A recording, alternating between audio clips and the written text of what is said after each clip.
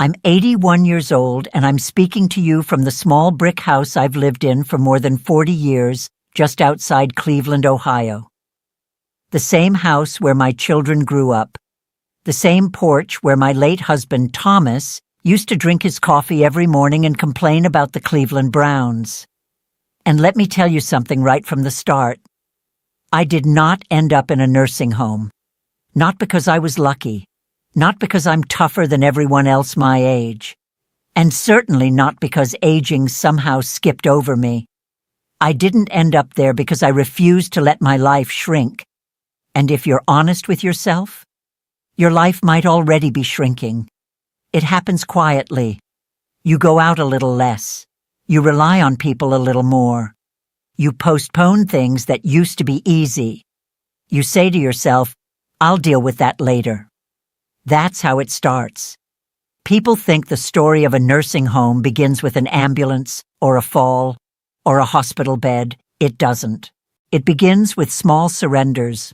Most people never notice the moment their independence starts slipping away. They only realize it when someone else is holding it.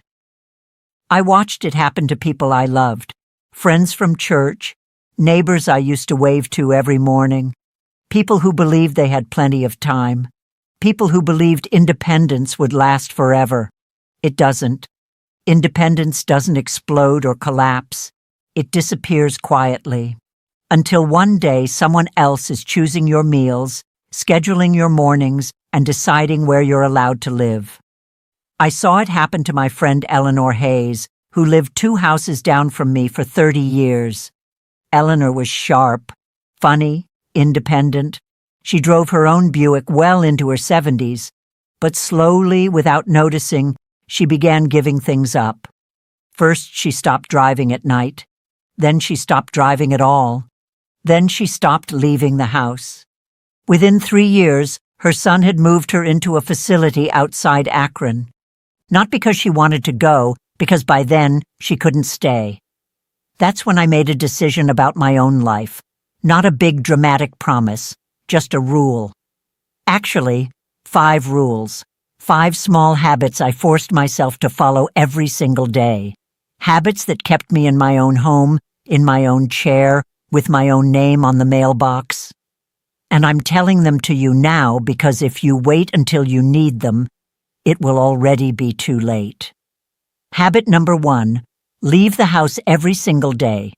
I don't care if it's 10 steps. I don't care if it's raining. I don't care if you feel like it. You go outside, even when my knees ache, even when the Ohio winter feels like it's chewing on my bones, even when I have absolutely nowhere important to go, because staying inside is how people disappear. It starts innocently.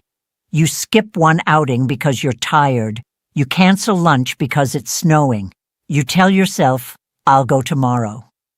But tomorrow becomes next week, and slowly the outside world stops feeling like it belongs to you. Your legs weaken, your confidence fades, your circle gets smaller, until one day. Walking out the front door feels impossible. And that's the moment other people begin deciding things for you. I watched this happen to my neighbor Frank Delaney. Frank used to walk every morning to the little diner on Euclid Avenue. Same booth, same coffee, same terrible jokes with the waitress. Then he stopped. At first it was once a week, then once a month, then not at all. 2 years later, the house next door was empty. Frank had been moved into assisted living by his daughter, not because he wanted to leave, because he couldn't stay anymore. So I made myself a rule. If I can stand, I step outside. Not far, not fast, just far enough to remind my body and the world that I am still here. Independence isn't something you keep by accident. You keep it by stepping outside before it's taken from you. Habit number 2. Speak to another human being every day, out loud, not through a screen, not through a text message, not by clicking like on a photo. A real voice, a real conversation.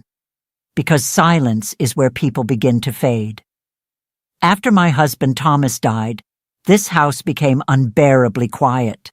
No footsteps, no one asking where the remote control went, no one arguing about whether the thermostat was too high.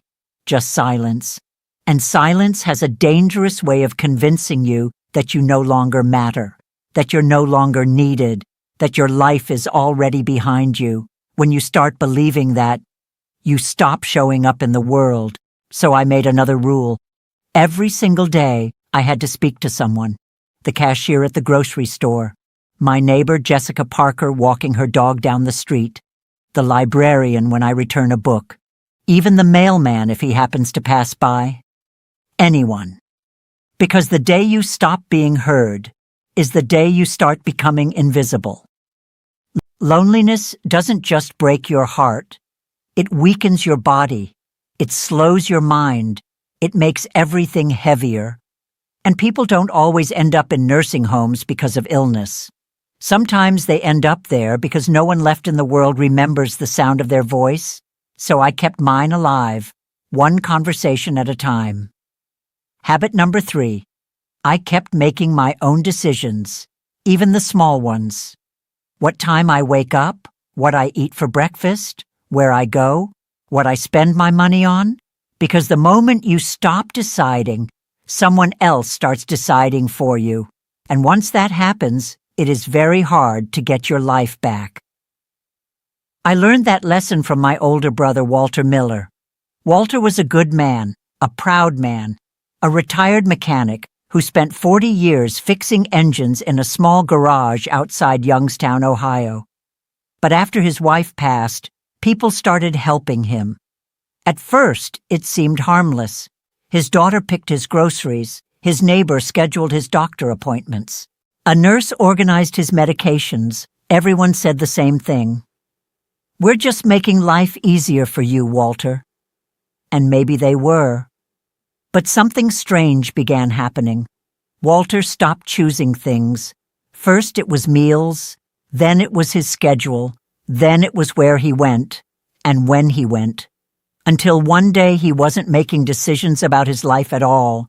He was simply following the plans someone else had written. Within 2 years, Walter was moved into a care facility. They said it was for his safety. He didn't argue. He didn't protest. Because by then, he didn't remember how to fight for his life anymore. Independence isn't lost in a single moment. It's handed away one decision at a time. So I forced myself to stay responsible for my own life, even when it was inconvenient, even when it would have been easier to let someone else take care of things, because easy is seductive, and easy is often how freedom disappears. If you want to stay in your own home, you must remain the author of your life, not the passenger. Habit number 4. I prepared for the day I wouldn't be strong anymore. Not because I was afraid, because I was realistic. Aging does not ask permission. It doesn't wait until you feel ready. It slowly takes a little strength, a little balance, a little memory, until one day you realize you cannot do something that used to be effortless. Most people refuse to face that truth. They avoid the conversation. They avoid the paperwork. They avoid making the small changes that could protect their independence later. And then one fall, one hospital visit, one bad month, suddenly decides everything for them. I refused to let a crisis write the ending of my story. So while I was still strong, I started preparing. I installed railings in the bathroom. I improved the lighting in the hallway. I organized my finances. I wrote down what I wanted and what I absolutely did not want. Not because I was giving up, because I was protecting my future self. Freedom doesn't only disappear because of weakness. Sometimes it disappears because of lack of preparation. If you want to stay in your home, you must think ahead before life forces you to. Habit number 5. I made sure I was still needed. Not important in some grand way, not famous, not powerful, just needed by someone. Because the moment you feel unnecessary, something inside you begins to shut down. You stop taking care of yourself. You stop planning ahead. You stop fighting to stay independent. I saw it happen to a man who lived on our street, George Whitman.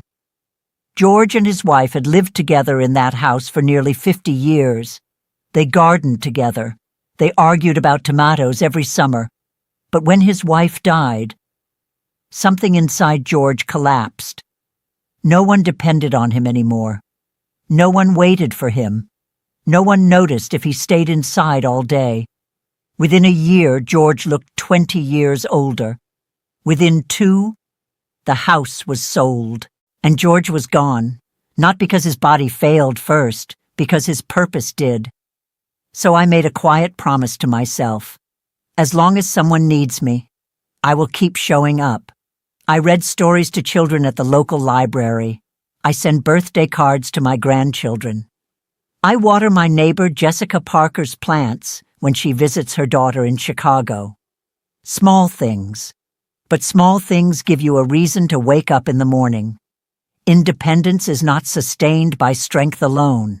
It is sustained by purpose. Because when your life still matters to someone, you fight to stay in it. I am 81 years old. I wake up in my own bed. I walk through my own kitchen. I sit in a chair that remembers my life. Not because I was stronger than everyone else, because I refused to disappear before my time. Independence is not something you keep by accident. It is something you protect every single day. One walk, one conversation, one decision, one act of preparation, one reason to wake up. That's all it is. Small things done long enough to keep your life from shrinking. One day you will be older than you are now. Your body will move slower. Your circle may grow smaller, and the world will quietly try to close in around you. When that moment arrives, you will either still be standing in your own home or wishing you had fought harder to stay there. So don't wait for fear to force you into action. Start protecting your independence now while it still belongs to you. Because the nursing home does not begin the day you move into it. It begins the day you stop living like your freedom matters.